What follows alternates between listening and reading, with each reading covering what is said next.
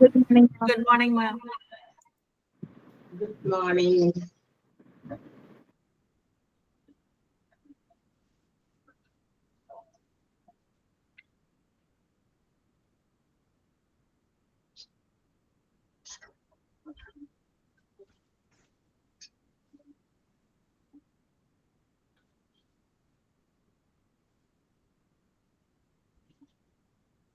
Yes, കുറെ പേരൊന്നും കാണാനില്ലല്ലോ.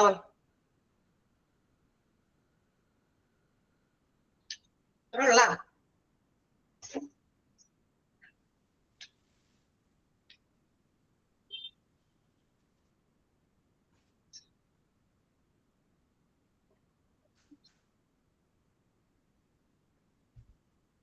യെസ് ലെറ്റ് സ്റ്റാർട്ട് ചെയ്താലോ?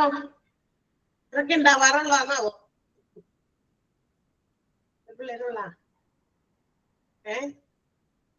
4 പേരാണ്. 4 പേരാണ്. 5 ഉണ്ടൂല നിങ്ങള്? ഇത്രയും സ്ട്രെങ്ത് ഉണ്ടാകാറുള്ളോ ക്ലാസ്സില്? സാധാരണ ഇത്രയും മാം. എന്താണ്? സാധാരണ ഇത്രയും പേരേ ഉള്ളൂ. സാധാരണയിലും ഇത്രയും പേരുള്ളൂ. ഓക്കെ, അതുകൊണ്ടാ ചോദിച്ചേ. അല്ലെങ്കിൽ ആരെങ്കിലും ഒരാളോ രണ്ടാളോ കൂടി ഇനി വരാനുണ്ട്, അല്ലെങ്കിൽ 10 ആളാണ്, സ്ട്രെങ്ത് 15 ആണ് എങ്കിൽ 2 മിനിറ്റ് കൂടി വെയിറ്റ് ചെയ്യാന്ന് വിചാരിച്ചു. അപ്പൊ നമ്മൾ വെറുതെ വെയിറ്റ് ചെയ്ത സമയം കളയണ്ട അല്ലെ? അപ്പൊ ഓക്കെ, ലെറ്റ്സ് സ്റ്റാർട്ട്. അപ്പൊ നമ്മൾ കഴിഞ്ഞ ക്ലാസ്സിൽ കുറച്ച് പറഞ്ഞു നിർത്തിയിരുന്നു. എവിടെ വരെ പറഞ്ഞു നിർത്തിയിരുന്നു വല്ല ഓർമ്മയുണ്ടാവും?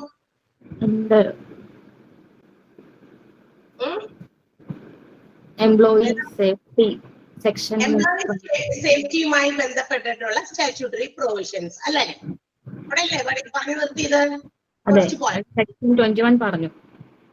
ഫസ്റ്റ് 1 പറഞ്ഞു, ഫെൻസിങ് ഓഫ് മെഷീനറി എന്നുള്ള ഒറ്റ പോയിന്റ് സെക്ഷൻ 21 പറഞ്ഞു. അതായത് ജോലിക്കാരുടെ വർക്കേഴ്സിന്റെ സുരക്ഷിതത്വവുമായിട്ട് ബന്ധപ്പെട്ടിട്ടുള്ള അവരുടെ സുരക്ഷിതത്വം, അവർക്ക് അവർ ചെയ്യുന്ന ജോലി, വർക്ക് റിലേറ്റഡ് ആയിട്ടുള്ള ആക്സിഡൻസ്, ഇഞ്ചുറീസ്, ഹാംഫുൾനെസ് ഇങ്ങനെയുള്ളതൊക്കെ ഒഴിവാക്കാൻ വേണ്ടിയിട്ട്, അല്ലെങ്കിൽ അതിൽ നിന്നൊക്കെ അവരെ പ്രൊട്ടക്ട് ചെയ്യാൻ വേണ്ടിയിട്ട് സ്റ്റേറ്റ് തന്നെ കുറെ പ്രൊവിഷൻസ് ഉണ്ടാക്കി വെച്ചിട്ടുണ്ട് ഇൻ ദ ഫാക്ടറീസ് ആക്ട് 1948.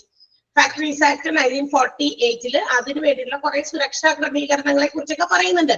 ആ സെക്ഷൻസ് ആണ് നമുക്ക് ഇതിനകത്ത് പഠിക്കാനുള്ളത്. അതിൽ ഫസ്റ്റ് 1 സെക്ഷൻ 21 ആയിരുന്നു, ഫെൻസിങ് ഓഫ് മെഷീനറി. അതായത് പല അപകടകാരികൾ എന്ന് പറഞ്ഞു കഴിഞ്ഞാലേ ഇങ്ങോട്ടൊന്നും വന്ന് കയറില്ല, പക്ഷെങ്കിലും അതിന്റെ ചില സാധനങ്ങളൊക്കെ ഇങ്ങനെ പ്രവർത്തിച്ചുകൊണ്ടിരിക്കുന്ന സമയത്ത് അത് ഇലക്ട്രിക്കുമായിട്ട് ബന്ധിപ്പിച്ചിരിക്കുന്ന, ഇലക്ട്രിസിറ്റിയിലുമായിട്ട് ബന്ധിപ്പിക്കുന്ന വലിയ വലിയ മെഷീനറീസ്, അതൊക്കെ ചിലപ്പോഴൊക്കെ അതിന്റെ ചില പാർട്സ് ഒക്കെ ഇങ്ങനെ നീണ്ടു നിൽക്കുക, അല്ലെങ്കിൽ എന്താ പറയാ ആളുകൾ പാസ് ചെയ്യുന്ന സ്ഥലത്തേക്കൊക്കെ അങ്ങനെയൊക്കെ കുറച്ച് നീങ്ങിയൊക്കെ നിൽക്കുകയാണെങ്കിൽ അതിനെയൊക്കെ അതിന്റെ അടുത്തേക്ക്, അത്രയും അടുത്തേക്കൊക്കെ എല്ലാവരും പോകാതിരിക്കാൻ, വർക്കേഴ്സും മറ്റു ആളുകളും ഒക്കെ അതിന്റെ അടുത്തേക്ക് അത്രയും നിയറസ്റ്റ് പൊസിഷനിലേക്ക് ചെല്ലാതിരിക്കാൻ വേണ്ടിയിട്ട് അതിനെ ഫെൻസ് ചെയ്യണം എന്നാണ്. എന്ന് വെച്ചാൽ അതിനൊരു അതിർത്തി പോലെ ഇങ്ങനെ ഉണ്ടാക്കി വെക്കണം. അപ്പൊ അങ്ങനെ വരുമ്പോ ആളുകൾക്ക് മനസ്സിലാവും ആ ഒരു ഏരിയ പ്രൊഹിബിറ്റഡ് ഏരിയ ആണ്, കാരണം അത്രയും അടുത്തേക്ക് നീങ്ങാൻ പാടില്ല. അപ്പൊ അതിനൊരു ലിമിറ്റേഷൻ, ആ ഒരു ലിമിറ്റ് എത്ര വരെ നമുക്ക് നീങ്ങാം അവിടെ, ആ ഒരു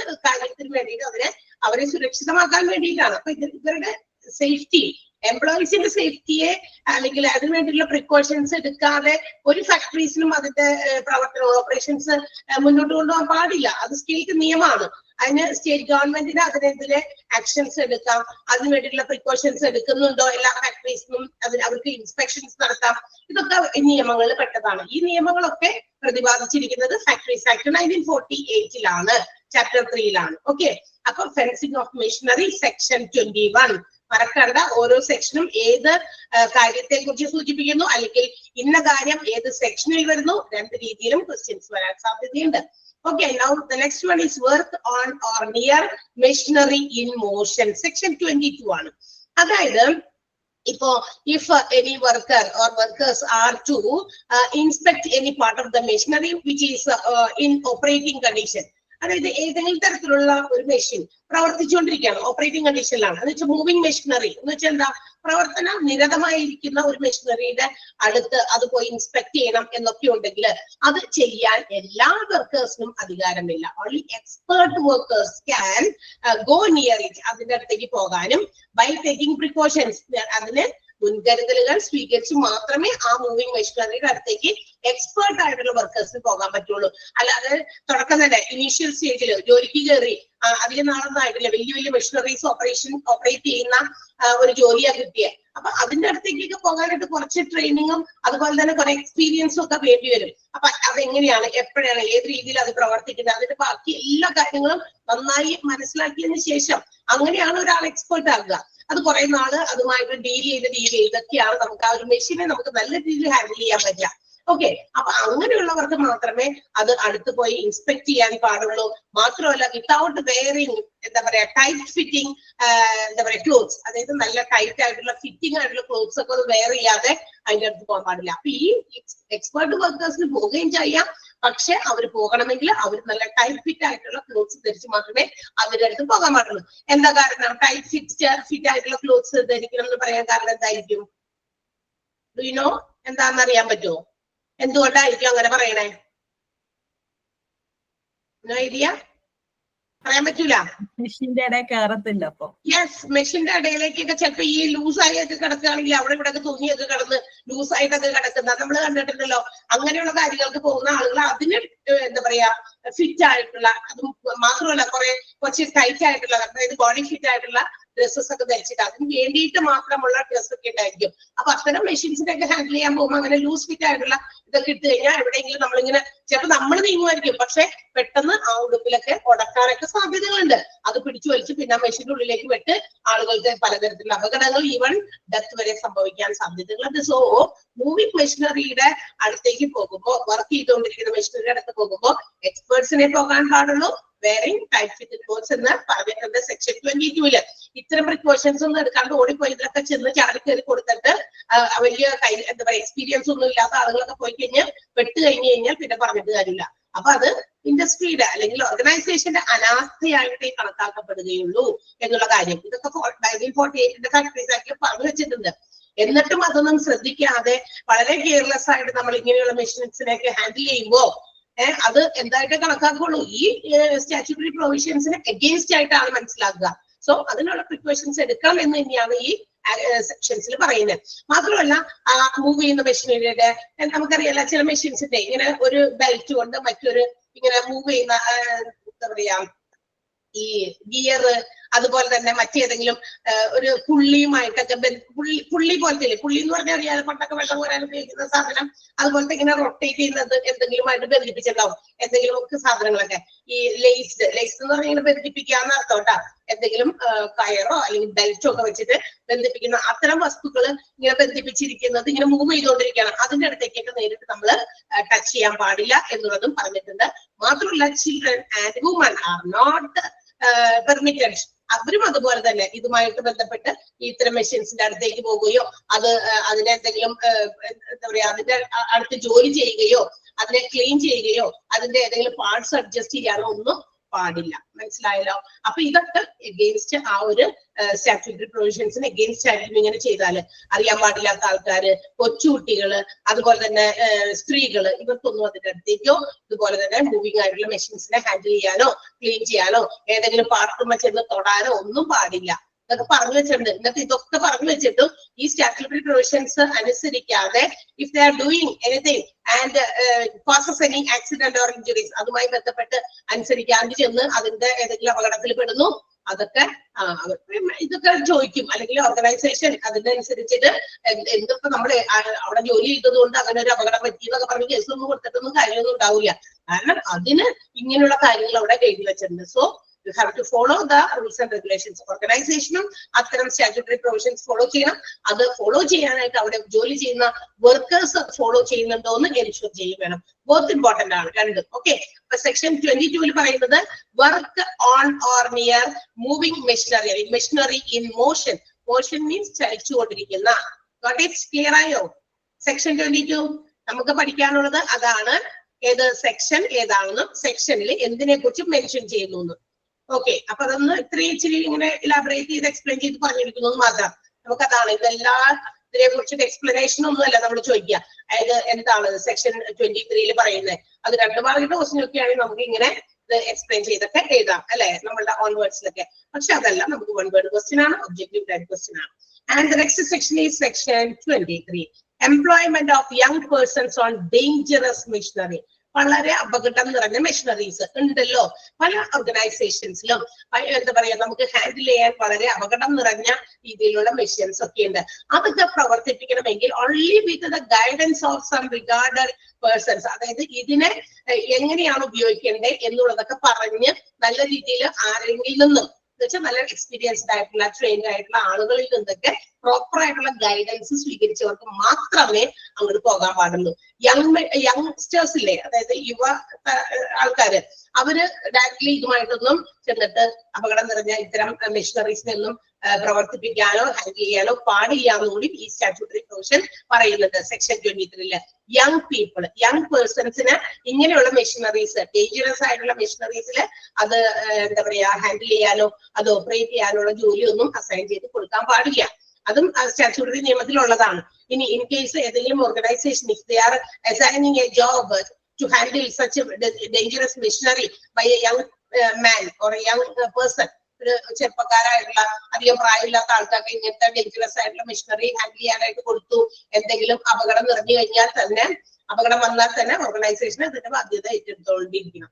കാരണം ഓൾറെഡി അത് പറഞ്ഞിട്ടുണ്ട്, ഇങ്ങനെയുള്ള യങ്സ്റ്റേഴ്സിനെ ഇതുപോലെയുള്ള ഡേഞ്ചറസ് മെഷീനറീസ് ഹാൻഡിൽ ചെയ്യാനായിട്ട് കൊടുക്കാൻ പാടില്ല.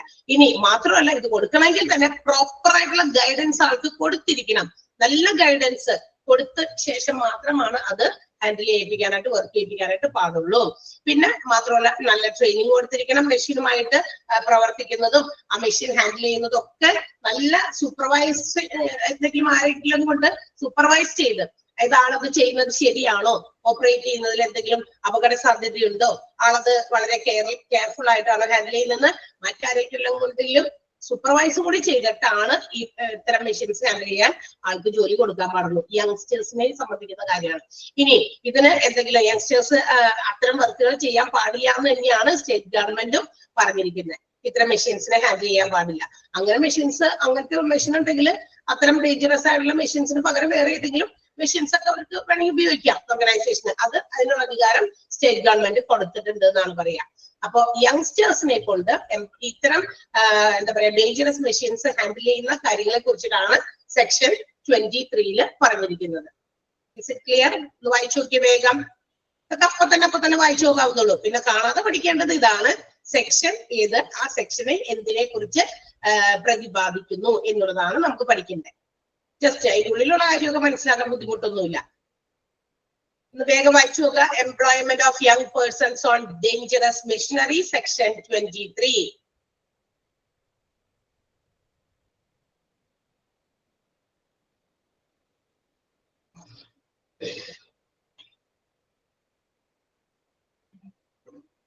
ക്ലിയർ ആയെങ്കിൽ പറയാം.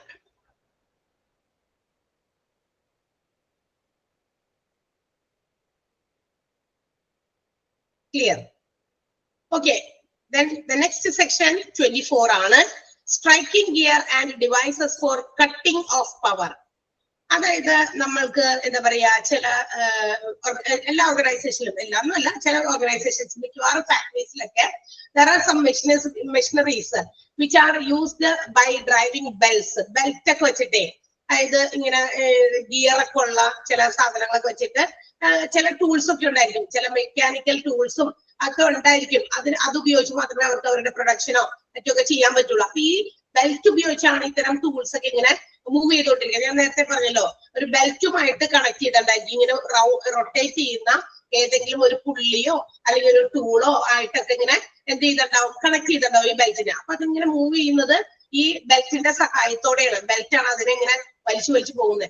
അപ്പൊ അങ്ങനെ വരുമ്പോ ഈ പുള്ളി വലിക്കുന്ന ഈ ബെൽറ്റ് നമ്മള് അതിങ്ങനെ ഡ്രാഗ് ചെയ്തോണ്ടിരിക്കുമ്പോ എംപ്ലോയീസ് ആ പറയുന്നതുമായിട്ട് ബന്ധപ്പെട്ടിട്ട് ബെൽറ്റ് ഒക്കെ ചെന്ന് തൊടുകയോ അങ്ങനെയൊക്കെ ചെയ്യുന്നതിന് മുമ്പ് they have to take safety measures. അത്തരം സാഹചര്യങ്ങളിൽ അവർ അതിനുള്ള സേഫ്റ്റി മെഷേഴ്സ് എടുക്കണം.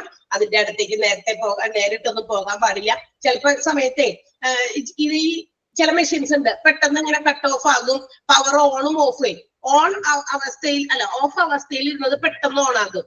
ആക്സിഡന്റലി അങ്ങനെ പറഞ്ഞിരിക്കുന്നത്. അത് ചിലപ്പോ ഓഫാണ് ഇരിക്കുന്നത്, പക്ഷെ അത് പെട്ടെന്ന് ഓൺ ആകാൻ സാധ്യതയുള്ള ചില മെഷീനറീസും ഉണ്ടെന്നാ പറയുന്നത്. അപ്പൊ അതിനും പ്രോപ്പർ അറേഞ്ച്മെന്റ്സ് നമ്മൾ അത്തരം മെഷീൻസിന് പ്രൊവൈഡ് ചെയ്യണം. മാത്രമല്ല, കാരണം അത് സ്റ്റാർട്ടിങ്ങിനും സ്റ്റോപ്പിങ്ങിനും ചിലപ്പോ ഒക്കെ ബൈ മിസ്റ്റേക്ക് ഒക്കെ ചിലപ്പോൾ സ്റ്റാർട്ട് ആകാം സ്റ്റോപ്പ് ആകാമെന്നാണ് പറയുന്നത്.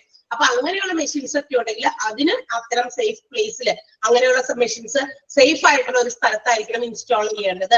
അതിന്റെ അടുത്തേക്ക് പോകാതിരിക്കാൻ ചിലപ്പോൾ ആളുകൾ നടന്ന് അറിയാൻ പാടില്ല, പെട്ടെന്ന് ഇങ്ങനെ ഓൺ ആയി പോകും. ഓഫ് കണ്ടീഷനിൽ നിന്നിരുന്ന മെഷീൻ പെട്ടെന്ന് ഓൺ ആകാൻ സാധ്യതയുണ്ട്. അപ്പൊ പെട്ടെന്ന് ഓൺ ആകുമ്പോൾ ചിലപ്പോൾ അതിലൂടെ പാസ് ചെയ്യുന്ന ആർക്കെങ്കിലും ഒക്കെ എന്തെങ്കിലുമൊക്കെ അപകടങ്ങൾ വരാനായിട്ട് സാധ്യതയുണ്ട്. സോ അത്തരം മെഷീൻസ് നമ്മളൊരു സേഫ് ആയിട്ടുള്ള പ്ലേസിൽ, ഒരു എന്താ പറയാ സെക്യൂർ ആയിട്ടുള്ള സ്ഥലത്ത് മറ്റുള്ളവരൊന്ന് അതിന്റെ അടുത്തേക്ക് വന്ന് അത് പെട്ടെന്ന് സ്റ്റോപ്പ് ആകുകയും സ്റ്റാർട്ട് ആകുകയും ഒക്കെ ചെയ്യുകയാണെങ്കിൽ എന്ത് ചെയ്യുക, അവർക്ക് അപകടങ്ങൾ വരാതിരിക്കും. അതൊക്കെ പ്രിവെന്റ് ചെയ്യാനായിട്ട് നമുക്കത് ഹെൽപ്പ് ചെയ്യും.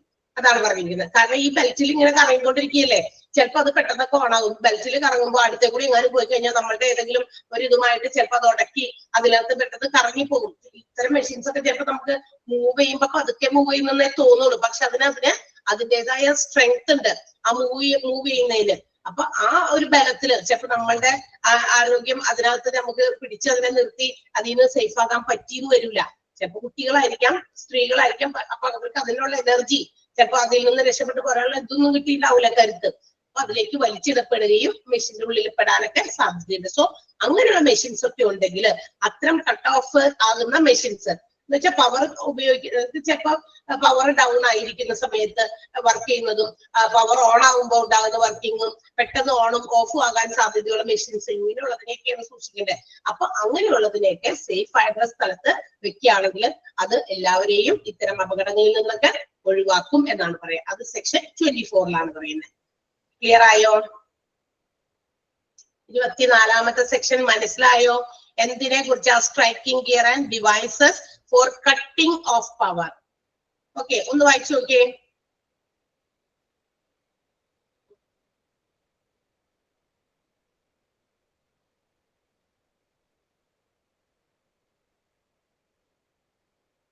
വായിച്ചു നോക്കാം.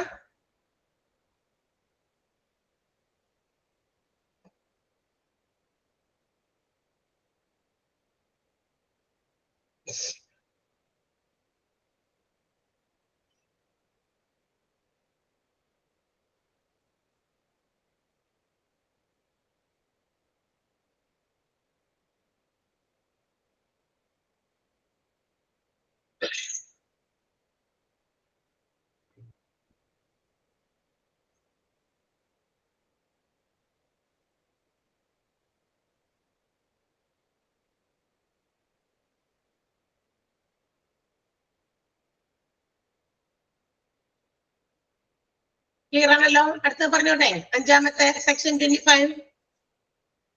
അപ്പൊ തന്നെ ഒന്ന് വായിച്ചു നോക്കാൻ പറയുന്നത്. അപ്പൊ തന്നെ ഒന്ന് എന്തിനെ കുറിച്ചാണ് അവിടെ മെൻഷൻ ചെയ്യുന്നതെന്ന് അറിഞ്ഞിരിക്കാൻ വേണ്ടിയിട്ടാണ്. നമുക്ക് സെക്ഷൻസ് ഇമ്പോർട്ടന്റ് ആയതുകൊണ്ട്. സെക്ഷൻ 25 ആണ് സെൽഫ് ആക്ടിങ് മെഷീൻസ് ആണ് ഇനി പറയുന്നത്. സെൽഫ് ആക്ടിങ് മെഷീൻസ് എന്ന് പറഞ്ഞാൽ എന്താ? അതായത് സെൽഫായിട്ട് ഓണും ഓഫും. അതായത് എന്താ പറയാ, ചില മെഷീൻസ് അങ്ങനെയാണ്, തന്നെത്താനെ ഓഫ് ആകും തന്നെത്താനെ ഓൺ ആകും, കട്ട് ഓഫ് പോലെയൊക്കെ. നമുക്കറിയാലോ, നമ്മൾ അയൺ ബോക്സ് ഒക്കെ ഉപയോഗിക്കാറുണ്ട്.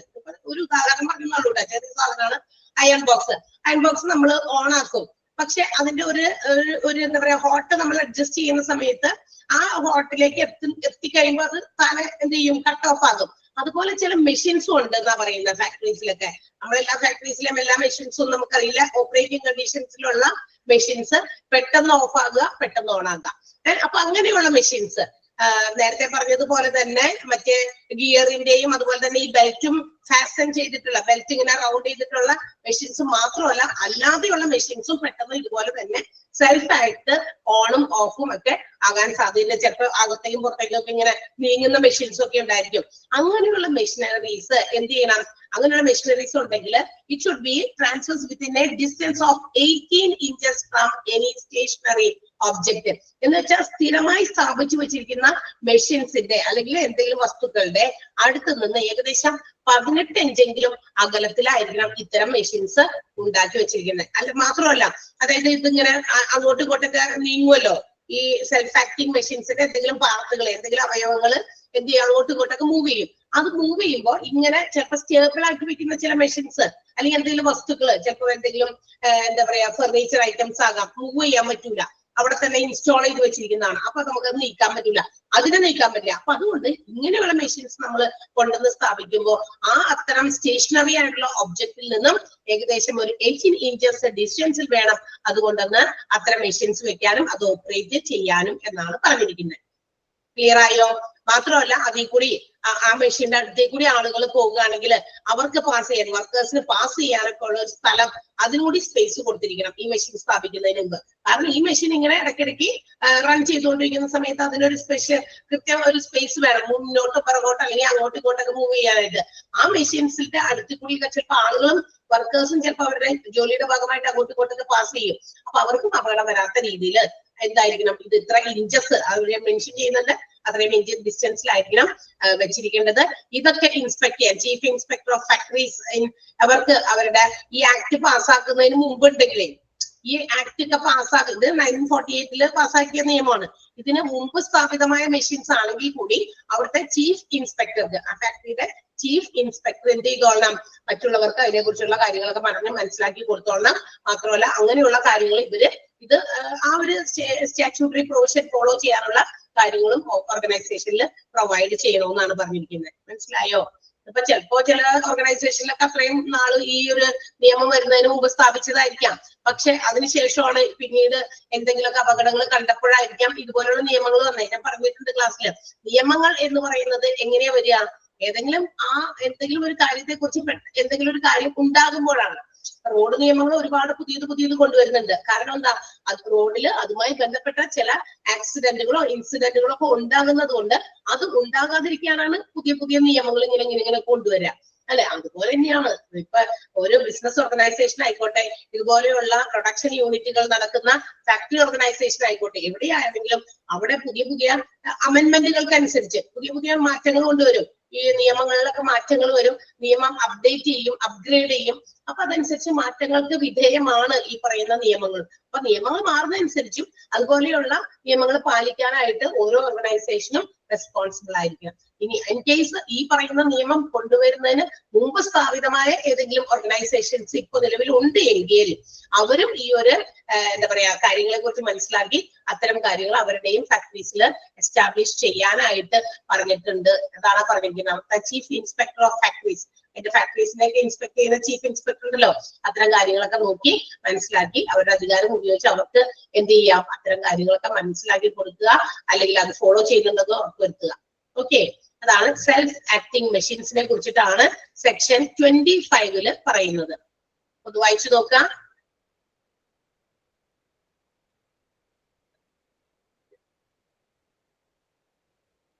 Self acting machines section 25.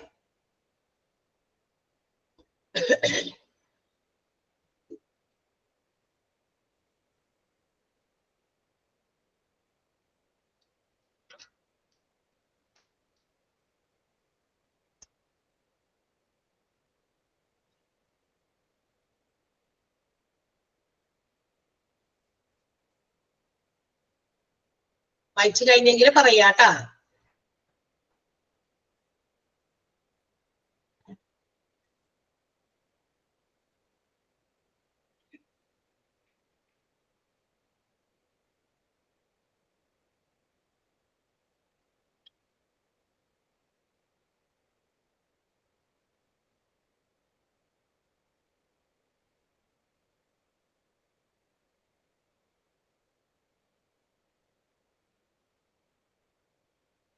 Clear ആയോ?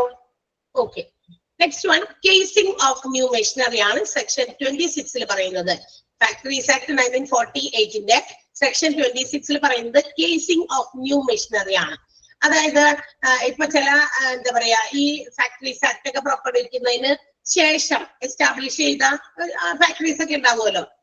നമ്മളുടെ എന്താ പറയാ 1948 ഫാക്ടറീസ് ആക്ട് ഒക്കെ അതിന് ശേഷമൊക്കെ എന്താ പറയാ എസ്റ്റാബ്ലിഷ് ചെയ്തുള്ള ഫാക്ടറീസ് ഒക്കെ ആണെങ്കിൽ അവിടെ പറയുന്നത് അവർ പറയുന്നത് ഈവൺ സ്ക്രൂ, കീ, ബോൾട്ട് എന്ന് പറഞ്ഞാൽ അറിയാലോ, നട്ട് ബോൾട്ടൊക്കെ അങ്ങനത്തെ സാധനങ്ങളൊക്കെ. റിവോൾവിംഗ് ഷാഫ്റ്റ്, റിവോൾവിംഗ് എന്ന് പറഞ്ഞാൽ എന്താ, എന്തെങ്കിലും ഒരു സാധനത്തിൽ സ്വന്തമായിട്ട് നിന്ന് കറങ്ങുന്ന വീല്, അതുപോലെ സ്പിൻഡില്, പിന്നെ ബോൺ ഔട്ട് എന്ന് പറഞ്ഞിട്ടുണ്ടെങ്കിൽ എന്താ പറയാ ക്രമം തെറ്റിയിട്ടുള്ള ചില ഗിയറുകൾ, അങ്ങനെയുള്ള സാധനങ്ങളൊക്കെ. അതായത് നമ്മളുടെ ഇവിടെ ഉപയോഗിക്കുന്ന എന്ത് മെഷീനറീസ് ആണെങ്കിലും ചില മെഷീനറീസിനെ നമ്മൾ എന്ത് ചെയ്യേണ്ടി വരും, പുതിയതായിക്കോട്ടെ, ചിലപ്പോ ഇപ്പൊ പുതിയ രീതിയിലുള്ള മെഷീൻസ് ഒക്കെ ഇങ്ങനെ വരുമ്പോഴില്ലേ അതിനൊരു കേസ് ഉണ്ടാക്കുന്നുണ്ട്. ആ കേസിനകത്താക്കി വെക്കുന്നുണ്ട് അത്തരം മെഷീനറീസ്. കാരണം അതിന് ഒരു പ്രോപ്പർ കവറിങ് ഒക്കെ കൊടുത്തു എന്ന് വെച്ചാൽ മറ്റുള്ളവരൊക്കെ വന്ന് നേരിട്ട് കൈകൊണ്ടോ അല്ലെങ്കിൽ അവരുടെ ദേഹത്തിന്റെ ശരീരഭാഗങ്ങളൊക്കെ ടച്ച് ചെയ്യാത്ത രീതിയിൽ എന്ത് ചെയ്യുന്നുണ്ട്, അങ്ങനെ കൊടുക്കുന്നുണ്ട്. ഈവൻ സെല്ലേഴ്സ് തന്നെ, ഇത് വിൽക്കുന്ന ആൾക്കാർ തന്നെ, വിൽപ്പനക്കാർ തന്നെ അത്തരം മെഷീനറീസ് പ്രൊവൈഡ് ചെയ്യുമ്പോൾ പ്രോപ്പർ കേസസ് അല്ലെങ്കിൽ പ്രോപ്പർ കവറിങ്സോട് കൂടിയാണ് ഇന്ന് ഇത്തരം മെഷീൻസ് പ്രൊവൈഡ് ചെയ്യുന്നത്. അത് പുതിയൊരു രീതിയിലാണ്, മനസ്സിലായോ? അപ്പൊ ഗവൺമെന്റും അതനുസരിച്ച് അതൊരു റൂളായിട്ട് കൊടുക്കുന്നുണ്ട്. State government can provide further rules. ഇതിന് വേണ്ടിയിട്ട് ഇതുമായി ബന്ധപ്പെട്ടുള്ള കുറെ റൂൾസും അതുപോലെ തന്നെ സ്റ്റേറ്റ് ഗവൺമെന്റ് പ്രൊവൈഡ് ചെയ്യുന്നുണ്ട്. കാരണം ഗവൺമെന്റ് ഓർഡർ ചെയ്തിരിക്കുകയാണ് ഇത്തരം മെഷീൻസ് പ്രൊവൈഡ് ചെയ്യുമ്പോൾ അത്തരം മെഷീൻസിന് ഒരു കവറിങ് ഇപ്പൊ ചില സ്ഥലത്തൊക്കെ ഉണ്ട്, ചില സ്ഥലത്തല്ല, നമുക്ക് എന്താ പറയാ ഈ ഇൻവെർട്ടർ, വലിയ വലിയ ഇൻവെർട്ടേഴ്സ് ഒക്കെ ഇൻസ്റ്റാൾ ചെയ്യുന്ന സമയത്ത് അതൊരു കേസിനകത്താക്കി അതൊരു കവറിങ്ങോട് കൂടി തന്നെയൊക്കെ പ്രൊവൈഡ് ചെയ്യുന്നു. ഒരു മെഷീന്റെ ഒരു എക്സാമ്പിൾ ഞാൻ പറഞ്ഞു ഉള്ളൂ. അതുപോലെ ഇത് ഇഷ്ടം പോലെ ചെറുതും വലുതുമായിട്ടുള്ള മെഷീനറീസ് ഉണ്ട്.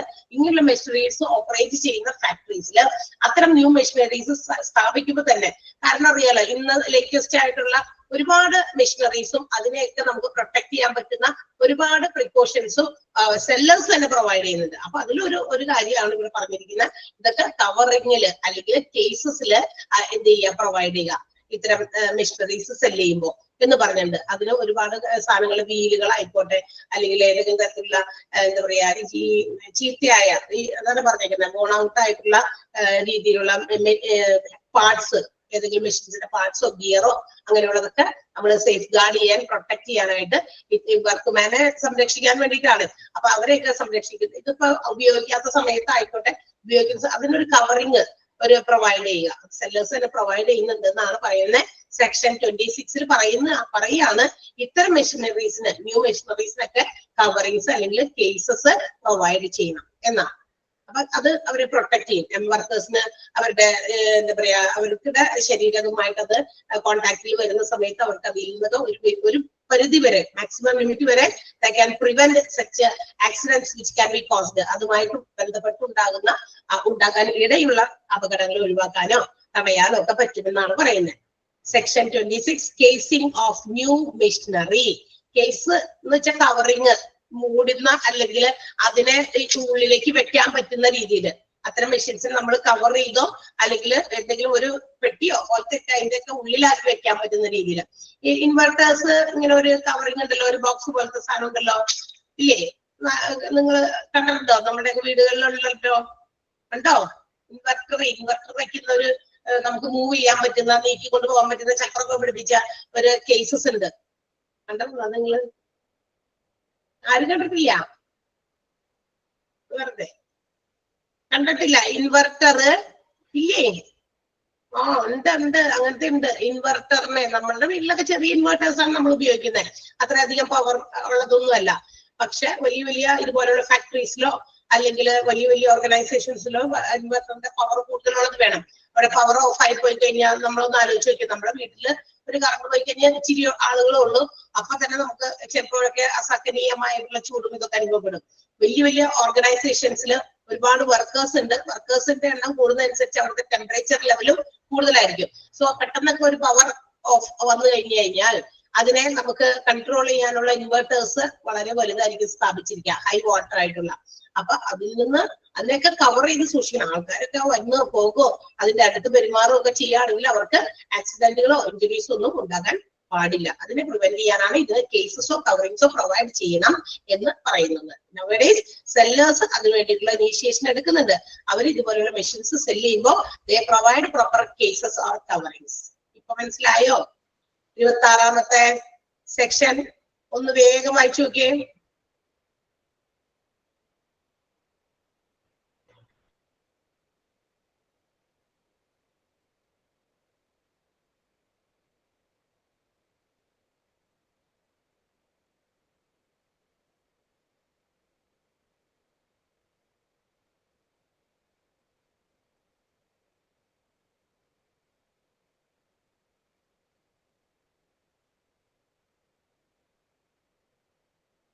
ഇനി പറയണേ.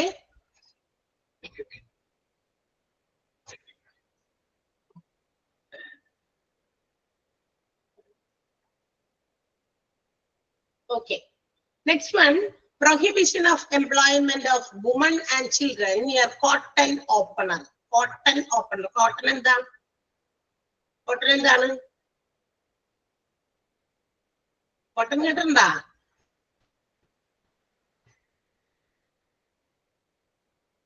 ഹലോ ഹലോ, ആരും ഇല്ലേ ഇവിടെ? ഒരു ഇതുപോലെ തോന്നണ്. കോട്ടൺ ഇല്ലേ? കോട്ടൺ, പഞ്ഞി. ഇങ്ങനെയുള്ള സ്ഥലത്തൊക്കെ സ്ത്രീകൾക്കും കുട്ടികൾക്കും ഇവരെയൊക്കെ ഇത്തരം എംപ്ലോയ്മെന്റിൽ നിന്നും ഒക്കെ എന്താ പറയാ പ്രൊഹിബിറ്റഡ് ഏരിയ ആണ് അവർക്ക്. എന്ന് വെച്ചാൽ അവരെയൊക്കെ അവിടെ നിന്നും എന്താ പറയാ പ്രൊഹിബിറ്റ് ചെയ്യാന്ന് പറഞ്ഞാൽ തടയുക അല്ലെ. അങ്ങനെയുള്ള ഇതില് ജോലി ചെയ്യാൻ പാടില്ല. കുട്ടികള്, ചൈൽഡ് വർക്കേഴ്സ് ഒക്കെ, ചൈൽഡ് വർക്കേഴ്സ് ഇല്ല എങ്കിലും ചില സ്ഥലങ്ങളിലൊക്കെ ഉണ്ട് ഇപ്പോഴും, ചില നാടുകളിൽ ചില പ്രദേശങ്ങളിലൊക്കെ ഉണ്ട്. അപ്പൊ അവിടെയൊക്കെ കുട്ടികളെ കൊണ്ട് ജോലി ചെയ്യിപ്പിക്കുന്ന പല ഓർഗനൈസേഷൻസ് ഉണ്ട്. പക്ഷെ ഇങ്ങനെയുള്ള സ്ഥലത്ത് ഈ കോട്ടനൊക്കെ പഞ്ഞിയൊക്കെ ഇങ്ങനെ വേർതിരിക്കുന്ന, അല്ലെങ്കിൽ ഇതിനൊക്കെ പ്രസ് ചെയ്യുന്ന, കോട്ടനൊക്കെ പ്രസ് ചെയ്ത് ബെഡും മറ്റു സാധനമൊക്കെ ഉണ്ടാക്കാൻ വേണ്ടിയിട്ട് ഉപയോഗിക്കുമല്ലോ. അപ്പൊ അത്തരം സാധനങ്ങളുടെയൊക്കെ അതിനൊക്കെ വേണ്ടിയിട്ടുള്ള മെഷീൻസ് ഒക്കെ ഉണ്ട്. അപ്പൊ അത്തരം മെഷീൻസിന്റെ ഒക്കെ അടുത്ത് മാത്രമല്ല, ഇതെന്ന് പറഞ്ഞ പഞ്ഞിയല്ലേ, ഇതിന്നൊക്കെ ഒരുപാട് ഇതിങ്ങനെ പറന്നൊക്കെ കുട്ടികൾക്കും ഇവരുടെയൊക്കെ ശ്വാസകോശത്തിലേക്കൊക്കെ കയറി പോകും. സ്ത്രീകളുടെ ആയാലും ആണുങ്ങളുടെ ആയാലും പോകും.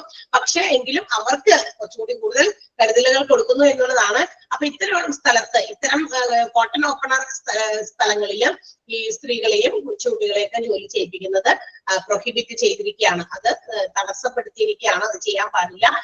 അതിന്റെ സൈഡിലൊക്കെ അത്തരം ഓപ്പണറുടെ ഒക്കെ അടുത്ത് പ്രെമിസസിൽ എന്ന് വെച്ചാൽ ഓർഗനൈസേഷന്റെ അല്ലെങ്കിൽ ഫാക്ടറിയുടെ അടുത്ത എന്താ പറയാ ചുറ്റുവട്ടത്തൊക്കെ അവർക്ക് ജോലി ചെയ്യാം. ഒരു സെപ്പറേറ്റ് ഒരു പാർട്ടീഷൻ പോലെ എന്ന് വെച്ചാൽ വേർതിരിച്ച് ഒരു പാർട്ടീഷനായിട്ട് ഇങ്ങനെ അവരെ വേർതിരിച്ച് അപ്പുറത്തേക്ക് മാറ്റി കുട്ടികളോ അല്ലെങ്കിൽ സ്ത്രീകളായിട്ടുള്ള ജോലിക്കാരുടെ ഒരു പാർട്ടീഷൻ പോലെ ഡിവൈഡ് ചെയ്തതിന് ശേഷം മാത്രം ആണ് അവർക്ക് അവിടെ ജോലി ചെയ്യിപ്പിക്കാൻ പാടുള്ളൂ. അല്ലാതെ ഈ കോട്ടൺ ഓപ്പണറുടെ അത്തരം മെഷീൻസിന്റെ അടുത്തോ അതിന്റെ പ്രദേശത്തോ ഒന്നും കുട്ടികളെയും സ്ത്രീകളെയും കൊണ്ട് ജോലി ചെയ്യിപ്പിക്കാൻ പാടില്ല എന്നാണ് പറയുന്നത്. ഇൻസ്പെക്ടർ, ഫാക്ടറീസിന്റെ ഇൻസ്പെക്ടേഴ്സ് അതിന് എന്താ പറയാ അവരുടെ അദ്ദേഹത്തിന്റെ അല്ലെങ്കിൽ മറ്റാരുടെയെങ്കിലും ഒക്കെ എന്താ പറയാ പെർമിഷൻ ഇല്ലാതെ ഇവർക്ക് ഈ ഭാഗത്തോട്ട് ഇവരെ പ്രവേശിപ്പിക്കാനേ പാടില്ല. അവരെ പാർട്ടീഷൻ ചെയ്ത് വേറെ സ്ഥലത്ത് എത്തിക്കണം. Inspector of factories is required to give a written permission in this regard. എഴുതി തയ്യാറാക്കി അനുവാദം ഉണ്ടെങ്കിൽ മാത്രമേ ഇപ്പുറത്തേക്കൊക്കെ വരാൻ പറ്റുള്ളൂ. അല്ലാത്തവര് ആരും തന്നെ സ്ത്രീകളായിട്ടുള്ളവരോ കുട്ടികളായിട്ടുള്ളവരെയോ കോട്ടൺ ഓപ്പറേറ്ററിന്റെ അടുത്ത് ജോലി ചെയ്യിപ്പിക്കാൻ പാടില്ല. അതിന്റെ പ്രെമിസസിൽ ഏതെങ്കിലും ഒരു സ്ഥലത്ത് പാർട്ടീഷൻ ചെയ്ത് ഡിവൈഡ് ചെയ്ത് മാത്രമേ അപ്പുറത്തെ സ്ഥലത്ത് വേറെ എന്തെങ്കിലും ജോലി, ഇതുമായി ബന്ധപ്പെട്ട എന്തെങ്കിലും ജോലി ഉണ്ടെങ്കിൽ അത് വേറെ സ്ഥലത്തായിരിക്കണം ചെയ്യിക്കേണ്ടത്. So prohibition of employment of woman and children near cotton opener section 27 ആണ് അതിൽ പറയുന്നത്. ക്ലിയർ ആയോ? വേഗം ഒന്ന് വായിച്ചു നോക്കുക.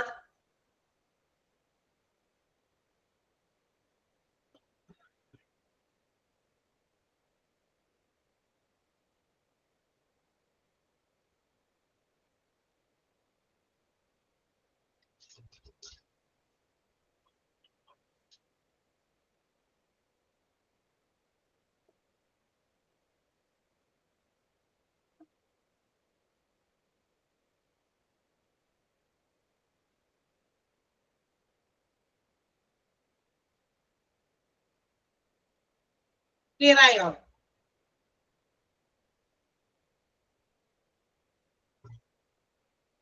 Yes. Okay. Then next section 28 and 29. അതിൽ പറയുന്നത് lift, hoist, lifting machines and others. അതായത് ലിഫ്റ്റ് അറിയാലോ അല്ലെ, നമ്മള് കയറി പോകാനും താഴെ ഇറങ്ങാനൊക്കെ ഉപയോഗിക്കുന്നതാണ്. ഒത്തിരി മൾട്ടി സ്റ്റോറീഡ് ആയിട്ടുള്ള ബിൽഡിങ്ങിൽ മിക്കവാറും ഇൻസ്റ്റാൾ ചെയ്തിട്ടുണ്ടാവും ലിഫ്റ്റുകള്. പിന്നെ ഹോയിസ് എന്ന് പറഞ്ഞിട്ടുണ്ടെങ്കിൽ which is used for lifting some objects. എന്തെങ്കിലും വസ്തുക്കളൊക്കെ ഇങ്ങനെ പൊക്കാനും, പൊക്കി താഴത്തുനിന്ന് പൊക്കി എടുത്തുകൊണ്ട് വലിയ ലോഡൊക്കെ ഉണ്ടല്ലോ, ലോഡ് നമ്മൾ കണ്ടിട്ടുണ്ടായിരിക്കും. ചിലതൊക്കെ ഇങ്ങനെ ക്രെയിൻ ഉപയോഗിച്ചിട്ട് ഇങ്ങനെ പൊക്കി കയറ്റിക്കൊണ്ടും. അല്ലാതെ ഇത്തരം ഓർഗനൈസേഷൻസിൽ അതല്ല. അത് കൂടാതെയുള്ള ചില ലിഫ്റ്റിംഗ് മറ്റ് സാധനങ്ങളൊക്കെ ഉണ്ട്. ഈ സാധനങ്ങൾ താഴത്തെ നിലയിൽ നിന്ന് മുകളിലെ നിലയിലേക്ക് എത്തിക്കാനോ മുകളിൽ നിന്ന് താഴത്തേക്ക് എത്തിക്കാനുള്ള അത്തരം സാധനങ്ങൾ, ആ ഒരു ഒബ്ജക്റ്റ്, അതിന്റെ പേരാണ് ഹോയിസ്റ്റ് എന്ന് പറയുന്നത്. അതുപോലെ ലിഫ്റ്റിംഗ് മെഷീൻസ് അല്ലെങ്കിൽ മറ്റെന്തെങ്കിലും വസ്തുക്കൾ താഴേന്നും മുകളിലേക്കുമായിട്ട് പല വസ്തുക്കളെയും അങ്ങോട്ടും ഇങ്ങോട്ടൊക്കെ ട്രാൻസ്ഫർ ചെയ്യാനൊക്കെ ഷിഫ്റ്റ് ചെയ്യാനൊക്കെ ഉപയോഗിക്കുന്ന എക്യുപ്മെന്റുകൾ should be maintained and constructed properly എന്നാ പറയുന്നത്. അത് മെയിൻറ്റെയിൻ ചെയ്യുന്നതും കൺസ്ട്രക്ട് ചെയ്യേണ്ടതും വളരെ നല്ല രീതിയിലായിരിക്കണം, പ്രോപ്പർ ആയിട്ടായിരിക്കണം. മാത്രമല്ല അത് ഗുഡ് ക്വാളിറ്റി മെറ്റീരിയൽസ് ഉപയോഗിച്ച് തന്നെ ചെയ്യണം. അതായത് ഇതുപോലുള്ള ചില വർക്കുകളൊക്കെ കോൺട്രാക്ട് ഒക്കെ കൊടുത്തിട്ടുണ്ടാവും. അപ്പൊ ഈ പറയുന്ന സാധനങ്ങളൊക്കെ സ്ഥാപിച്ചപ്പോ എന്തെങ്കിലും ഒരു മെറ്റീരിയൽ ഉപയോഗിച്ച്, ഇപ്പൊ ഇരുമ്പാണെങ്കിൽ തന്നെ ക്വാളിറ്റി ആയിട്ടുള്ള ഇരുമ്പ് അല്ലെ, ഒരുപാട് എന്താ പറയാ ക്വാളിഫൈഡ് ആയിട്ടുള്ള ക്വാളിറ്റി ആയിട്ടുള്ള ബ്രാൻഡഡ് ആയിട്ടുള്ള മെറ്റീരിയൽസ് വരുന്നുണ്ട്. അതിന്റെ ഒക്കെ തന്നെ ഡ്യൂപ്ലിക്കേറ്റ് ഇറങ്ങും. അപ്പൊ ഡ്യൂപ്ലിക്കേറ്റ് ഒന്നും ഉപയോഗിക്കാതെ ഗുഡ് ക്വാളിറ്റി മെറ്റീരിയൽസ് ഉപയോഗിച്ച് ഇത്തരം ലിഫ്റ്റുകളും അതുപോലെ തന്നെ ലിഫ്റ്റ് ചെയ്യാൻ ഉപയോഗിക്കുന്ന പല ഹോയിസ്റ്റ് പോലെയുള്ള ചില ഉപകരണങ്ങളൊക്കെ ഉണ്ടാക്കുമ്പോൾ ശ്രദ്ധിക്കണം എന്നാ പറയുന്നത്. മാത്രമല്ല it should be maintained and inspected once in every 6 months എന്ന്. 6 മാസം കൂടുമ്പോൾ ഇത് ഇൻസ്പെക്ട് ചെയ്തോളണം. ലിഫ്റ്റ് ഒക്കെ പ്രോപ്പർലി ഫംഗ്ഷനിങ് ആണോ, ഇടയ്ക്ക് വെച്ച് സ്റ്റക്ക് ആകുന്ന വാർത്തയൊക്കെ നമ്മൾ കേട്ടിട്ടുണ്ടായിരിക്കും അല്ലെ, ലിഫ്റ്റിന്റെ ഉള്ളിൽ പെട്ടു. കാരണം എന്താ, ഇതൊക്കെ മെയിന്റനൻസിന്റെ ഭാഗമാണ്. ഇടയ്ക്കിടയ്ക്ക് ഇത് കാരണം ഇതൊക്കെ ഇങ്ങനെ പലതും ഈ ഓട്ടോമാറ്റിക്കലി പ്രവർത്തിക്കുന്ന വസ്തുക്കളൊക്കെ നമ്മൾ അത് കൃത്യമായിട്ട് മെയിൻറ്റെയിൻ ചെയ്യണം. 6 മാസം കൂടുമ്പോൾ ഇതൊക്കെ പ്രോപ്പർ ഫംഗ്ഷനിങ് ആണോ, ഇതുകൊണ്ട് ഏതെങ്കിലും രീതിയിൽ ഏത് മെഷീനറി ആണെങ്കിലും അതിൻ്റെതായ തേയ്മാനം സംഭവിക്കും.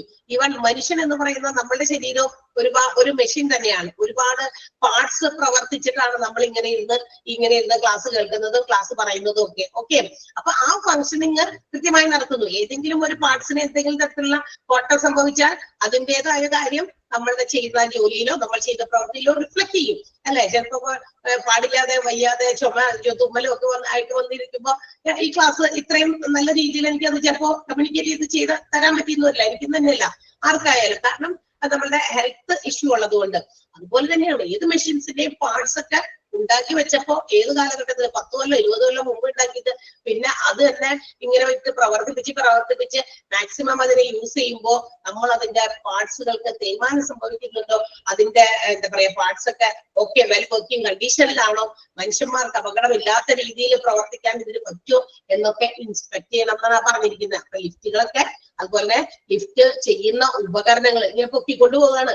അപ്പൊ ഈ മെറ്റീരിയൽ എന്തെങ്കിലും വലിയ ഭാരമുള്ള എന്തെങ്കിലും സാധനം താഴ്ത്തുന്ന മുകളിലത്തെ നെല്ലേക്ക് പൊക്കിക്കൊണ്ട് പോകുന്ന സമയത്ത് ഇൻ കേസ് എന്തെങ്കിലും തരത്തില് ആ ഹോയിസ്റ്റിൽ എന്തെങ്കിലും എന്താ പറയാ പ്രോപ്പർ ഫംഗ്ഷനിങ് അല്ല, അല്ലെങ്കിൽ ഒരു എന്തെങ്കിലും തരത്തിലുള്ള മെറ്റീരിയൽ വെച്ച് ഉണ്ടാക്കി അധികം നാൾ കഴിയുന്നതിന് മുമ്പ് അതിന്റെ പ്രവർത്തനം നിലച്ചു, അല്ലെങ്കിൽ അതിന്റെ ആ ഒരു ക്വാളിറ്റി ഇല്ലാത്തത് കൊണ്ട് ആ കയറ്റിക്കൊണ്ടുപോയ ലോഡ് പകുതി വഴിയിൽ നിന്നിട്ട് അത് താഴേക്ക് വീണു എന്ന് വിചാരിക്കേ, എന്തൊക്കെ സംഭവിക്കും? താഴെ നിന്ന് ജോലി ചെയ്യുന്ന ജോലിക്കാരുണ്ടാകും അല്ലെ, ഒരുപാട് ആളുകൾക്ക് അപകടങ്ങൾ സംഭവിക്കും. സോ അതുകൊണ്ടാണ് പറയുന്നത് ഇത്തരം സാധനങ്ങളൊക്കെ 1 in 6 months അത് ചെക്ക് ചെയ്യണം. ക്വാളിറ്റി മെറ്റീരിയൽസ് ഉപയോഗിച്ച് തന്നെ വേണം ഇത്തരം കാര്യങ്ങളൊക്കെ എസ്റ്റാബ്ലിഷ് ചെയ്യാൻ, ഇൻസ്റ്റാൾ ചെയ്യാനായിട്ട്. മാത്രമല്ല ഇതെല്ലാം കവർ ചെയ്ത് പ്രോപ്പറായിട്ട് കവർ ചെയ്ത് സൂക്ഷിക്കേണ്ടതൊക്കെ ആണെങ്കിൽ അതൊക്കെ കവർ ചെയ്ത് തന്നെ സൂക്ഷിക്കാം. ഇനി മാത്രമല്ല അതില് ഒരു എത്ര മാക്സിമം ലോഡ് അതിനകത്ത് ഹോൾഡ് ചെയ്യാൻ പറ്റും. ലിഫ്റ്റിൽ കയറിയിട്ടുണ്ടല്ലോ എല്ലാവരും തന്നെ. ലിഫ്റ്റില് അവിടെ കയറുമ്പോ നമ്മൾ ആ ബട്ടൺസ് മാത്രമേ കാണാറുള്ളൂ. അവിടെ കുറച്ച് ഇങ്ങനെ എഴുതി വെച്ചിട്ടുണ്ടായിരിക്കില്ലേ, ഇത്ര വെയിറ്റ് ആണ് മാക്സിമം ഇതിനകത്ത് നമുക്ക് ഉൾപ്പെടുത്താൻ പറ്റുള്ളൂ എന്ന് എഴുതി വെച്ചിട്ടുണ്ടോ? കണ്ടോ? ശ്രദ്ധയിൽപ്പെട്ടുണ്ടോ? മാക്സിമം വെയിറ്റ് എന്ന് പറഞ്ഞ് ഇത്ര കിലോഗ്രാം ശ്രദ്ധിച്ചിട്ടുണ്ടോ നിങ്ങള്? Yes, okay. അപ്പൊ അതുപോലെ തന്നെ ലിഫ്റ്റിലൊക്കെ ആണെങ്കിൽ അതൊക്കെ കൃത്യമായിട്ട് മെൻഷൻ ചെയ്യണം. ഇത്ര കിലോഗ്രാം ആണ് ഇതിനകത്ത് ഹോൾഡ് ചെയ്യാൻ പറ്റുള്ളൂ. അപ്പൊ ആ ലിമിറ്റിന് കൂടുതൽ ഉണ്ടെങ്കിൽ തീർച്ചയായിട്ടും അത്രയും കുറച്ച് ആൾക്കാർ പുറത്തിറങ്ങും. അപ്പൊ അത്ര ഓവർ ക്രൗഡഡ് ആയിട്ടുള്ള ലിഫ്റ്റിലൊന്നും കയറാൻ പറ്റില്ല. കാരണം അതിന് അത്രയും ബെയർ ചെയ്യാനുള്ള കപ്പാസിറ്റി ഉള്ളൂ. അതൊക്കെ കൃത്യമായിട്ട് അവിടെ മെൻഷൻ ചെയ്യണം. അതിങ്ങനെ പൊക്കുന്ന സാധനം ഹോയിസ്റ്റ് ആയിക്കോട്ടെ, അതിലും എത്ര എന്താ പറയാ സാധനങ്ങൾ ലോഡ് ചെയ്യാൻ പറ്റും എന്നുള്ള കാര്യങ്ങളൊക്കെ അവര് ശ്രദ്ധിക്കണം. ഇനി ഈ ഹോയിസ്റ്റിനകത്ത് തന്നെ ഇങ്ങനെ ചിലപ്പോൾ പൊക്കി ആൾക്കാരെ കൂടി കയറ്റിയിട്ടുള്ള വർക്കേഴ്സിനെ കയറ്റിയിട്ട് പൊക്കും മുകളിലത്തെ നിലയ്ക്ക് കൊണ്ടുപോകും. അതും പാതി വഴിയിൽ വെച്ചിട്ട് അങ്ങനെ പൊട്ടിയൊക്കെ വീഴാൻ സാധ്യതയുണ്ടല്ലോ. അതുകൊണ്ട് ആ വെയിറ്റും ഒക്കെ കൃത്യമായിട്ട് അവര് പാലിക്കണം. അതനുസരിച്ച് മാത്രമേ ആളുകളെ ക്യാരി ചെയ്യാൻ പാടുള്ളൂ. സ്റ്റേറ്റ് ഗവൺമെന്റും അതിന് ഈ റൂൾസ് ഒക്കെ ഫോളോ ചെയ്യാനായിട്ട് നമ്മളോട് കംപ്ലൈ ചെയ്യാൻ പറഞ്ഞിട്ടുണ്ട്, എന്ന് വെച്ചാൽ ഫാക്ടറീസിനോട്. അതുപോലെ ചെയിൻസ്, റോബ്സ് ഇതിനെയൊക്കെ ബന്ധിപ്പിക്കുന്ന വലിയ വടം ചെയിൻ, എന്താ പറയാ കമ്പി, ചങ്ങലയില്ലേ, ഇതൊക്കെ കൃത്യമായിട്ട് അതിനും ഈ നിയമങ്ങളൊക്കെ എന്താ പറയാ ബാധ്യസ്ഥമാണ്. എന്ന് വെച്ചിട്ടുണ്ടെങ്കിൽ ചെയിൻസ് ഒക്കെ പ്രോപ്പർ ആയിട്ട് ചെക്ക് ചെയ്യണം. ചെയിൻസിന്റെ കണ്ണികളൊക്കെ കൃത്യമായിട്ടാണോ, അത് അകന്നിട്ടുണ്ടോ, അല്ലെങ്കിൽ റോബ്സ് ഒക്കെ വെല്ലാണോ, അല്ലെങ്കിൽ അത് പൊട്ടലോ അതിൽ എന്താ പറയാ തേയ്മാനം ഒക്കെ സംഭവിച്ചിട്ടുണ്ടോ, ഇതൊക്കെ ചെക്ക് ചെയ്തുകൊണ്ട് വേണം ഓരോ കാര്യങ്ങൾ ചെയ്യാനായിട്ട്. അല്ലെങ്കിൽ എന്ത് പറ്റും, ഇതുപോലെ അപകടങ്ങൾ വരാൻ സാധ്യതയുണ്ട്. അപ്പൊ ഇതെല്ലാം മെൻഷൻ ചെയ്യുന്നത് സെക്ഷൻ 28 to 29, 28ലും 29ലും കൂടിയാണ് കേട്ടോ ലിഫ്റ്റ്, ഹോയിസ്റ്റ്, ലിഫ്റ്റിംഗ് മെഷീൻസിനെ കുറിച്ച് പ്രതിപാദിക്കുന്നത്. ക്ലിയർ ആയോ? ഹോയിസ്റ്റ് എന്ന് വെച്ചാൽ എന്താണെന്ന് എഴുതി വെക്കണം, മലയാളത്തിലോ ഇംഗ്ലീഷിലോ. അപ്പാരറ്റസ് ഫോർ ലിഫ്റ്റിംഗ് സംതിങ്, വസ്തുക്കൾ ഉയർത്തുന്നതിന് വേണ്ടി വരുന്ന ഉപകരണം കേട്ടോ. വസ്തുക്കൾ മുകളിലേക്ക് ഉയർത്തുന്നതിനുള്ള ഉപകരണം, അപ്പാരറ്റസ്, ടൂൾസ് അല്ലെങ്കിൽ അങ്ങനെ പറയാം. ഓക്കെ, ചെറിയ ഇവിടുന്ന് ഇങ്ങോട്ട് പൊക്കണ കാര്യമല്ലാട്ട് ഉദ്ദേശിച്ചത്, താഴത്തെ നിലയിൽ നിന്ന് ചിലപ്പോൾ 25ാമത്തെ നിലയിലേക്കൊക്കെ ഉയർത്തിക്കൊണ്ട് പോകണമായിരിക്കാം. ചില സാധനങ്ങൾ അങ്ങനത്തെ ഒക്കെ ഉണ്ട്. ഒന്ന് വായിച്ചു നോക്കാം വേഗം, സെക്ഷൻ 28 and 29.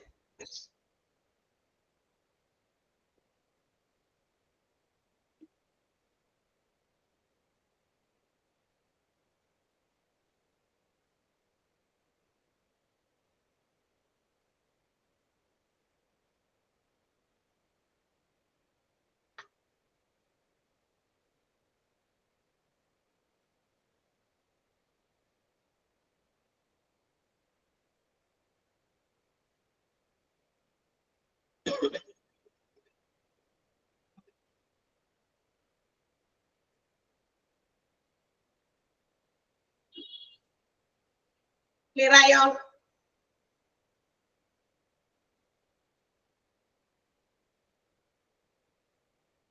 ഓക്കെ,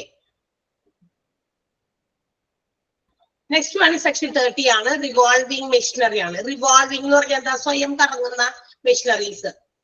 ഇപ്പൊ ഈ ഗ്രൈൻഡിങ് പോലെയുള്ള മെഷീനറീസ് ഇല്ലേ, നമ്മളുടെ സിമെന്റ് മെറ്റലൊക്കെ മിക്സ് ചെയ്യുന്ന മെഷീൻസ് ഒക്കെ, അതൊക്കെ ആണ് വലിയൊരു ഇതിനകത്ത് കുറെ മെറ്റലും സിമെന്റും കൂടിയൊക്കെ ഇട്ടിട്ട് സ്വന്തമായിട്ട് ഇങ്ങനെ എന്താ പറയാ ഈ മെഷീൻ ഉപയോഗിച്ച് മാത്രം മിക്സ് ചെയ്യുന്നു. പണ്ടൊക്കെ മനുഷ്യന്മാരാണ് ഇതൊക്കെ ചെയ്തിരുന്നത്. ഇന്ന് വലിയ വലിയ കെട്ടിടങ്ങളാണല്ലോ ആളുകൾ പണിയുന്നത്. അപ്പൊ കുറേശ്ശെ ഇങ്ങനെ മിക്സ് ചെയ്തുകൊണ്ടിരുന്ന കാര്യം നടക്കൂല. കോൺട്രാക്ട് ചെയ്യുന്ന വർക്കേഴ്സ് മാത്രമല്ല, ഇന്ന് ഇൻഡിവിജ്വൽ ആയിട്ട് ജോലിക്കാരെ വെച്ച് ചെയ്യിപ്പിക്കുമ്പോഴൊക്കെ ആ ഒരു ജോലി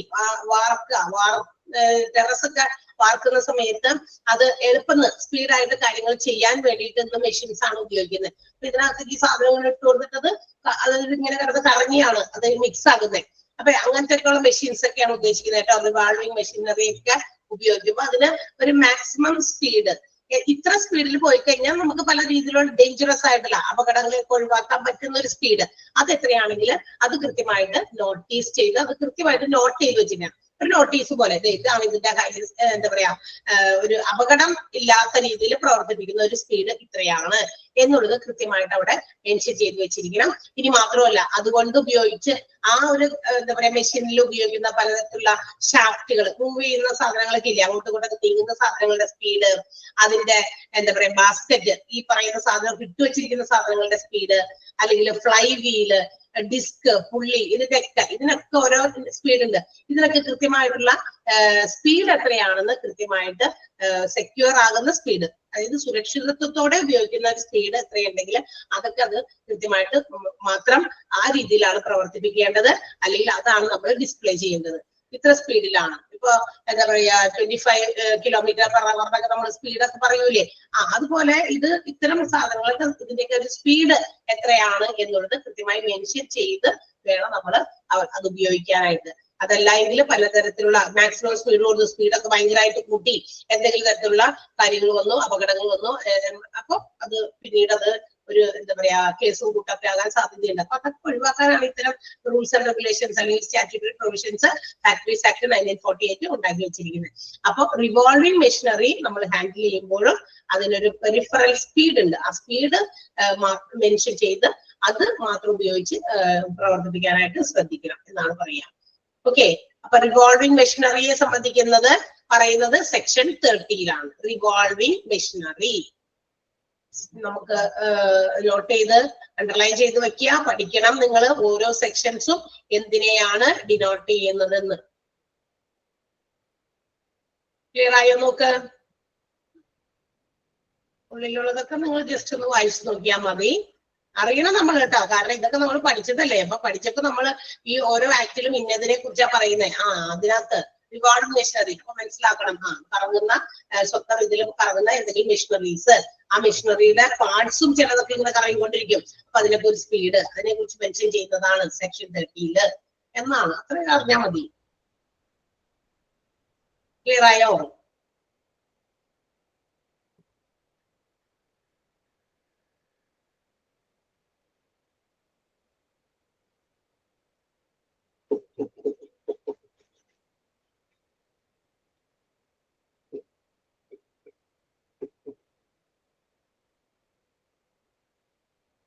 ഓക്കെ ആണോ?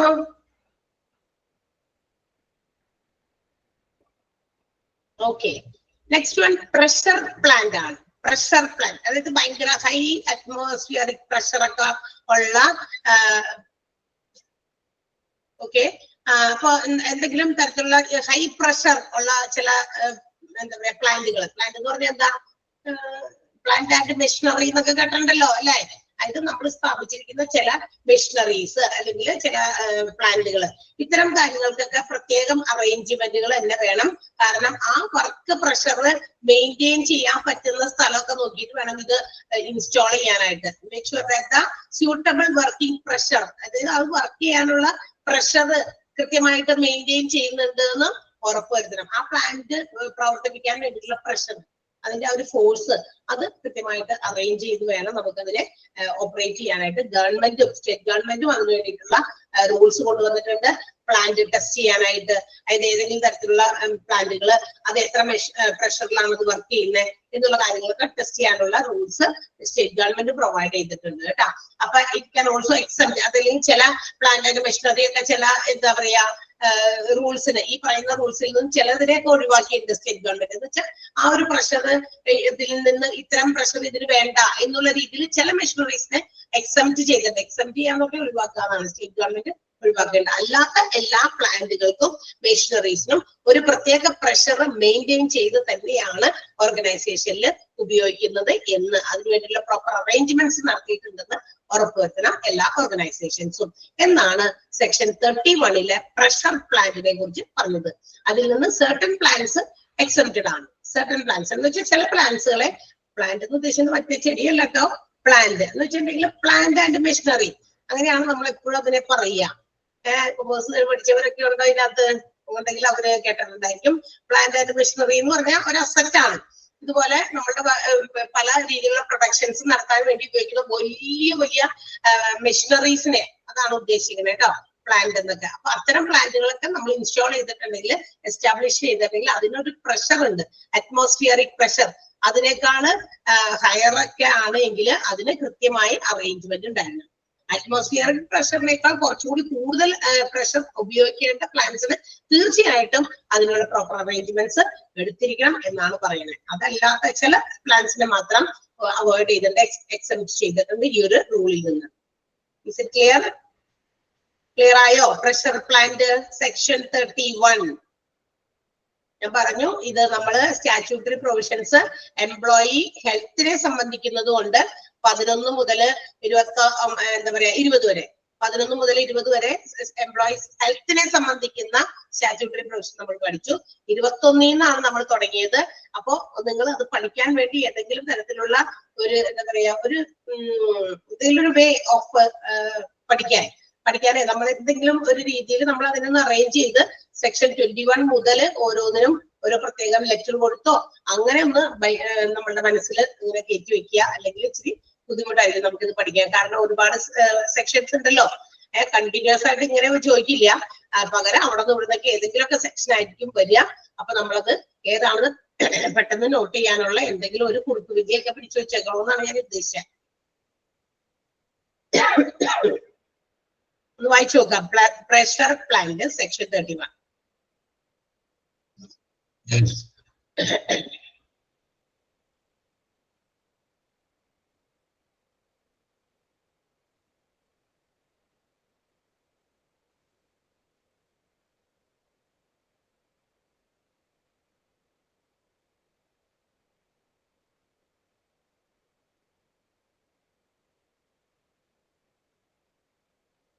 ഓക്കെ ആണോ?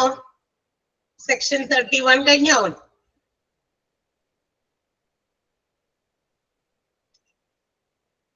ഓക്കെ, ഈ സെക്ഷൻസ് ഒക്കെ ആയതുകൊണ്ട് നമുക്ക് ഇങ്ങനെ പറഞ്ഞു പോകാനേ പറ്റുള്ളൂ.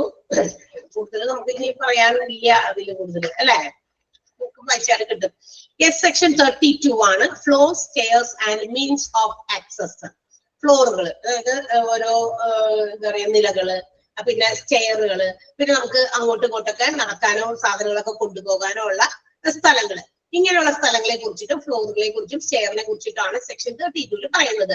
അപ്പൊ ഈ സ്റ്റെയറും ഫ്ലോറും അതുപോലെ തന്നെ സ്റ്റെപ്സ്, പാസേജസ്, പിന്നെ അതുപോലെ തന്നെ ഓരോരുത്തർക്കൊക്കെ അങ്ങോട്ടും ഇങ്ങോട്ടൊക്കെ പോകാനുള്ള വഴികൾ ഓൾ ഷുഡ് ബി പെർഫെക്റ്റ്. എല്ലാം പെർഫെക്റ്റ് ആയിരിക്കണം. അവിടെ ഇവിടെയൊക്കെ തടസ്സപ്പെടുത്തുന്ന രീതിയിൽ, ജോലിക്കാർക്ക് പോകാനും വരാനും ഒക്കെ തടസ്സമുണ്ടാകുന്ന രീതിയിൽ പല സാധനങ്ങളൊക്കെ എന്താ പറയാ വഴി ബ്ലോക്ക് ചെയ്ത് വെക്കുക, അങ്ങനെയൊക്കെ വരുമ്പോഴൊക്കെ വലിയ ബുദ്ധിമുട്ടൊക്കെയാണ്. അപ്പൊ ഇതൊക്കെ പാടില്ല. ഇതൊക്കെ ക്ലിയർ ആയിട്ടുള്ള പെർഫെക്റ്റ് ആയിട്ടുള്ള വഴികളായിരിക്കണം. സ്റ്റെയർ ആയിക്കോട്ടെ, ഫ്ലോസ് ആയിക്കോട്ടെ, സ്റ്റെപ്സ് ആയിക്കോട്ടെ, പാസേജസ് ആയിക്കോട്ടെ. അതിന് ഈ മാത്രമല്ല ഹാൻഡ് റെയിലുകൾ ഉണ്ടല്ലോ, അല്ലെ? റെയിലുകള്, റെയിലിൽ കൂടിയൊക്കെ ഇങ്ങനെ മൂവ് ചെയ്ത സാധനങ്ങളൊക്കെ കൊണ്ടുപോകാൻ, അതൊക്കെ വളരെ സെക്യൂർഡ് ആയിട്ട്, സെക്യൂരിറ്റിയോട് കൂടി തന്നെ വളരെ എന്താ പറയാ സേഫ് ആയിട്ടുള്ള രീതിയിൽ ആളുകൾക്ക് അത് എന്തെങ്കിലുമൊക്കെ വസ്തുക്കളൊക്കെ ഇങ്ങനെ കെട്ടി വെച്ചിട്ട് അതിൽ കൂടിയൊക്കെ മൂവ് ചെയ്ത് കൊണ്ടുപോകാനുള്ള സ്ഥലമൊക്കെ ഉണ്ടെങ്കിൽ അങ്ങനെയും കൃത്യമായിട്ട് സെക്യൂർഡ് ആയിട്ട് അവരത് എന്താ പറയാ ഇൻസ്റ്റാൾ ചെയ്യുക അല്ലെങ്കിൽ എസ്റ്റാബ്ലിഷ് ചെയ്യാം. ഇനി മാത്രമല്ല വർക്ക് പ്ലേസിൽ all the employees should be safe to access anything from here to there. ഇവിടെ നിന്ന് അവിടെ നിന്നൊക്കെ എങ്ങോട്ടൊക്കെയൊക്കെ സാധനങ്ങൾ വർക്കേഴ്സിന് കൊണ്ടുപോകണമെങ്കിൽ അവർക്ക് കൃത്യമായിട്ട് ഒരു സേഫ്റ്റി അവരുടെ എംപ്ലോയീസിന് പ്രൊവൈഡ് ചെയ്തിരിക്കണം. എല്ലാ ഫാക്ടറീസും അത് പ്രൊവൈഡ് ചെയ്യണമെന്ന് നിർബന്ധമുള്ള കാര്യമാണെന്ന് പറയണേ. ഇനി if any worker has a chance to fall down from a height which is more than 2 meters. 2 metre കൂടുതലൊക്കെ മുകളിലേക്കൊക്കെ കയറേണ്ടി വരികയാണെങ്കിൽ 2 മീറ്റർ ആണ്.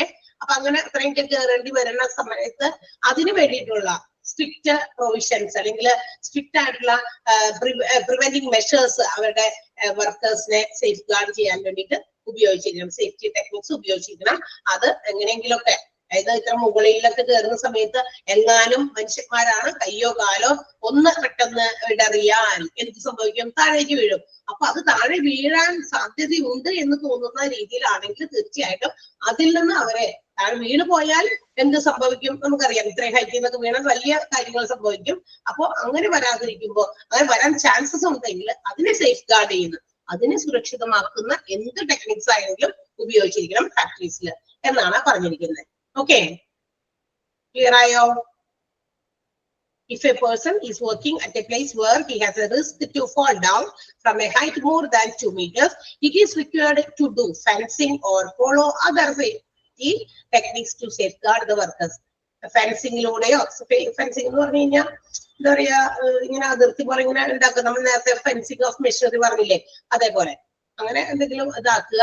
അല്ലെങ്കിൽ ഇടയിൽ വെച്ചിട്ട് എന്തെങ്കിലും എന്താ പറയാ എന്തെങ്കിലും ടെക്നിക്ക്. ഇത് നമുക്കറിയാം ഇന്ന് ഒരുപാട് അഡ്വാൻസ്ഡ് ആയിട്ട് ഒരുപാട് കാര്യങ്ങൾ ഓരോ ഇൻഡസ്ട്രിയും ഓർഗനൈസേഷൻസ് ചെയ്യുന്നുണ്ട് എംപ്ലോയീസിനെ ലൈഫിനെയൊക്കെ സേഫ് ഗാർഡ് ചെയ്യാനായിട്ട്. അത്തരം മെഷീനറീസ് ഒക്കെ അല്ലെങ്കിൽ അത്തരം ടൂൾസ് ടെക്നിക്സ് ഒക്കെ ഉപയോഗിച്ച് കാര്യങ്ങൾ ചെയ്യണം എന്ന് സെക്ഷൻസിൽ പറഞ്ഞിട്ടുണ്ട്, എടുത്തു പറഞ്ഞിട്ടുണ്ട്. അത് എല്ലാം വർക്കേഴ്സിനെ പ്രൊട്ടക്ട് ചെയ്യാൻ വേണ്ടിയിട്ടാണ്. ഒന്ന് വായിച്ചു നോക്കാം. Floors, stairs and means of access, section 32.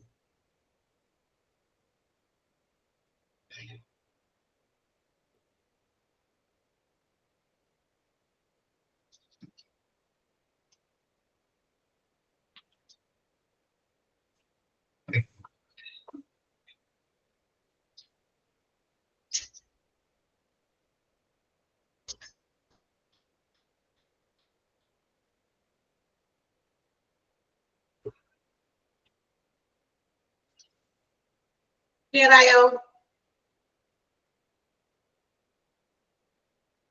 മനസ്സിലായോ? യെസ്.